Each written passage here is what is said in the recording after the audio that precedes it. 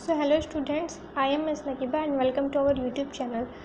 सो ये मेरे YouTube channel का पहला वीडियो है। सो आज से हम स्टार्ट कर रहे हैं क्लास 12 के इंग्लिश सिलेबस का, वेस्ट बंगाल बोर्ड के क्लास 12 के इंग्लिश सिलेबस का पहला chapter the eyes have it, जिसके राइटर है रस्किन बॉन्ड। तो चलिए देखते हैं। Ruskin bond is a widely read writer of Indian origin who rights in English. Ruskin bond जो है वो इंडिया के बहुत ही फेमस, विख्यात, इंडिया के ही जन्मे राइटर हैं इंग्लिश के। इंडिया के जन्मे बहुत सारे फेमस राइटर्स हैं, जिनमें से एक आर के नारायण है, खुशवंत सिंह है। वैसे ही रस्किन बॉन्ड भी एक बहुत ही फेमस राइटर है। The setting for most of his stories are the hills of the Himalayas. इनकी जो अधिकतर स्टोरीज़ है वो the hills of the Himalayas पे बेस्ड है। Among his most notable works are The Room on the Roof, The Angry River, Rain in the Mountains। और इनकी जो बहुत ही विख्यात जो कहानियाँ हैं वो है the room on the roof, the angry river and the rain in the mountains. In this story, Bond exploits the situational irony that originates between two people who meet by chance in railway compartment। इस कहानी में, इस story में लेखक जो है Ruskin bond, वो दो लोगों की मिलने की कहानी को दर्शाते हैं जो रेलवे कंपार्टमेंट में वो बाय चांस मिलते हैं।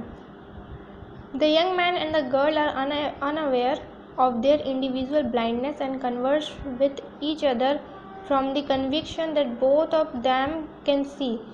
और वो दोनों एक दूसरे से, जो यंग मैन है और लड़की है, इस कहानी के मोस्ट इम्पॉर्टेंट कैरेक्टर है दोनों, इन्हीं पे पूरी कहानी है। तो द यंग मैन और जो लड़की है, उनको ऐसा लगता है कि वो दोनों एक दूसरे को देख सकते हैं, जबकि both are them completely blind, जबकि दोनों बिल्कुल पूरी तरह से ब्लाइंड थे।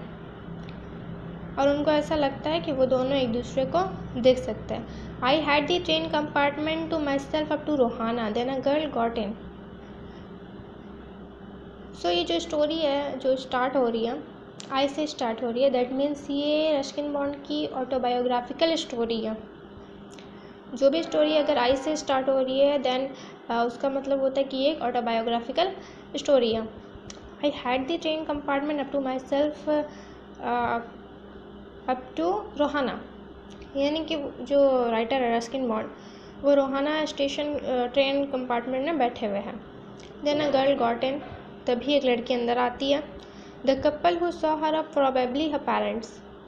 और जो कपल्स थे जो उनको छोड़ने आए थे, वो उनके पेरेंट्स ही लग रहे थे। दिस सीम्ड वेरी एनेक्सियस, एनेक्सियस मतलब होता है चिंतित, ठीक है, चिंता करना। About her comfort. और जो उनके पेरेंट्स थे वो लड़की के कंफर्ट के बारे में बहुत ही चिंता कर रहे थे। And the women gave the girl detailed instructions. और जो वुमेन जो थी, यानी कि उसकी जो माँ थी, वो उसको बहुत ही डिटेल्ड इंस्ट्रक्शंस दे रही थी as to where to keep her things, कि उसका जो सामान है वो कहाँ पे रखा हुआ है। When not to lean out of windows, कब खिड़की से बाहर हाथ नहीं निकालना है। And how to avoid speaking to strangers. और जो अजीब लोग हैं, तो जो अनजान लोग हैं, उनसे हमें किस तरह ज़्यादा बातें नहीं करनी है। जैसे जब भी हम लोग कहीं बाहर जाते हैं, तो जैसे पेरेंट्स हमें एडवाइस देते हैं कि अपनी सामान का ख्याल रखना, खिड़की से हाथ बाहर मत निकालना, वगैरह वगैरह के जो देते हैं हमें इंस्ट्रक्शंस, वही यहाँ पे लड़की के पेरेंट्स भी उसको दे रहे हैं। They called their goodbyes and the train pulled out of the stations. फिर वो एक दूसरे को गुड बाय कहते हैं और ट्रेन स्टेशन से खुल जाती है। As I was totally blind at the time. और वहाँ पे जो लेखक है, जो राइटर है, वो बहुत ही कम्प्लीटली ब्लाइंड रहता है, वो कुछ भी देख नहीं पाता है।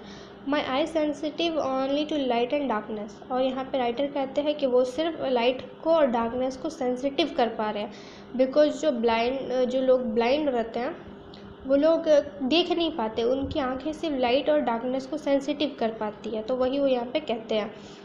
आई was unable to tell what the girl looked like, but I knew she wore slippers from the way they slipped against her heels। यहाँ लेखक कहते हैं कि उनको नहीं पता कि वो लड़की कैसी दिख रही है, because he was totally blind. उनको नहीं पता कि वो लड़की कैसी दिख रही है, लेकिन उनको ये ज़रूर पता है कि वो स्लीपर्स पहनी हुई है। वो उस स्लीपर्स की आवाज़ को सुने और उनको पता चला कि वो स्लीपर्स पहनी है जो उसके हील्स से टकरा रही है। I would take me sometimes to discover something about her looks and perhaps I never would. और उनको लगता है कि बहुत वक्त लग जाएगा उस लड़की को जानने में कि वो कैसी दिखती है, और शायद वो कभी भी जान भी ना पाए। परहैप्स मतलब होता है शायद वो कभी जान भी ना पाए। But I liked the sound of her voice, लेकिन उनको लड़की की साउंड बहुत ही अच्छी लगी, उसकी जो वॉइस है वो बहुत ही अच्छी लगी। And even the sound of her slippers, और लड़की की वॉइस के साथ साथ उसको उसकी जो स्लीपर्स था उसकी भी वॉइस उनको बहुत ही पसंद आई। Are you going all the way to Dehra? I asked. Writer यहाँ पे लड़की से पूछते हैं कि क्या तुम सीधे देहरा जा रही हो? I must have been sitting in a dark corner because my voice startled her. She gave a little exclamation and said I didn't know anyone else was here.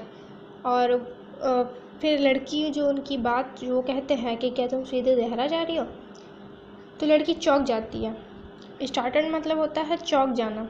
लड़की चौंक जाती है, तो लेखक को लगता है कि शायद वो कोई डार्क कॉर्नर में बैठे हुए हों, इसीलिए वो चौंक गई।